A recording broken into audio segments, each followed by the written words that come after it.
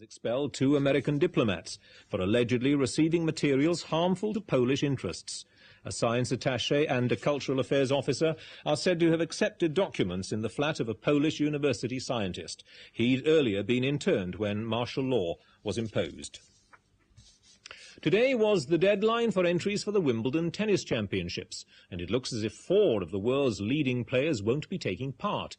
Bjorn Borg hasn't entered because he was told he'd have to qualify, and Czechoslovakia's Ivan Lendl isn't coming because he says he's unhappy about the way players are treated at Wimbledon. 2 top-seeded Argentines, Guillermo Villas and José Luis Clerc, haven't entered for political reasons. The England football manager Ron Greenwood has named the 40 players from whom he'll choose his final World Cup squad. Among the players added to the regular pool are Spurs captain Steve Perryman, who's just been voted England's Footballer of the Year, and Dennis Mortimer, the Aston Villa skipper, who still has to play for his club in this year's European Cup final. Just one result tonight in the London Derby match: West Ham 2, Tottenham 2. A unique project run by the Youth Opportunities Programme began in the North East today. A group of 16-year-olds selected from Sunderland's 4,000 unemployed school leavers reported to the town's airport to start work building their own light aircraft. Tony Baker reports. This project has been described as the Manpower Services Commission's most ambitious idea yet.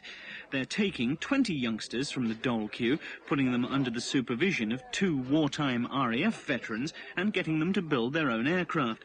The boys will be working from an American design to build a 2-seater Volksplane, identical to this one. We're going to start from scratch with these young fellows and do our darndest to put them on the right tracks and introduce them to the various skills which are involved in the building of an aeroplane. We think it's an excellent idea. The project will take 9 months, after which the boys will be able to seek permanent jobs in the aviation industry. As for the plane itself, it'll be flown to air shows all over Britain in the hope that similar job creation schemes will be started elsewhere. Tonight's headlines: the task force bombarded Argentine positions on the Falklands again today.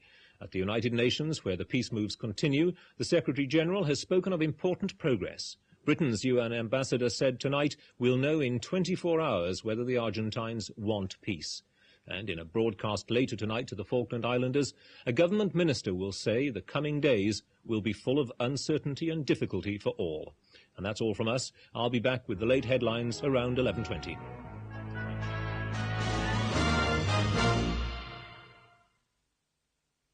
Good evening to you. Well, the weather certainly looks set fair now for a day or so, with high pressure beginning to dominate the chart near us anyway. It's going to link up with the high to the north, and I think being dry weather to most areas, perhaps we'd better not forget this low entirely, because it might threaten some southwestern areas with some rain from time to time. This afternoon's satellite picture, well, that certainly did show that low to the southwest and quite a bit of cloud very close to the country, as you can see on this picture. But western areas certainly did quite well for sunshine, a complete contrast to those eastern parts of the country where the weather did become certainly quite a bit cloudier during this afternoon. But so far as tonight's concerned, that cloud is already beginning to thin and clear away now, and for many areas certainly a dry night, and for most of you a clear night as well. So the temperatures are going to be falling fairly steadily, perhaps low enough to give a touch of ground frost in more sheltered northern and some eastern areas. And then for tomorrow, well, once again still benefiting from the high pressure, because there'll be a lot of dry weather, a fairly warm day again, and a fair amount of sunshine. The afternoon, if anything, turning out cloudier than the morning, but nonetheless temperatures around 17 centigrade, that's 63 Fahrenheit. There will be, however, some patchy mist and fog around some of those eastern coasts, particularly in northern England and southeast Scotland. And that's it.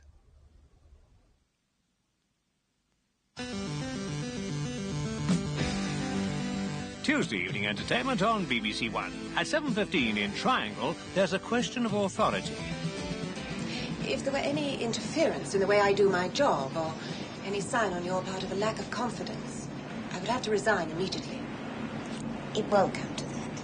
At 7:40, QED investigates the mystery of how random sounds become music to our ears. So what makes this so different from this?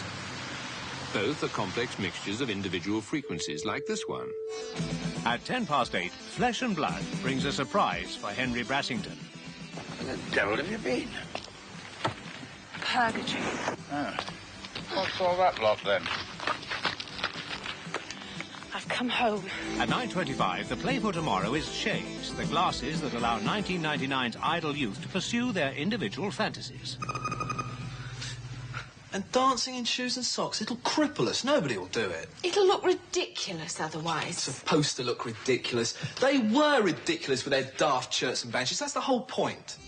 The late-night guests of Terry Wogan at 10:25 include David Frost, Wayne Sleep, Linda May Brewer and Meat Loaf.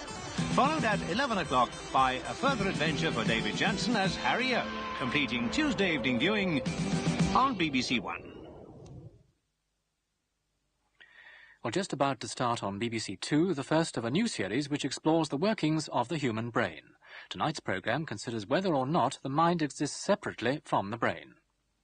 Here on BBC1, the Monday film. Your 3 minutes are up. 4644. What is your name? Charlie Reed.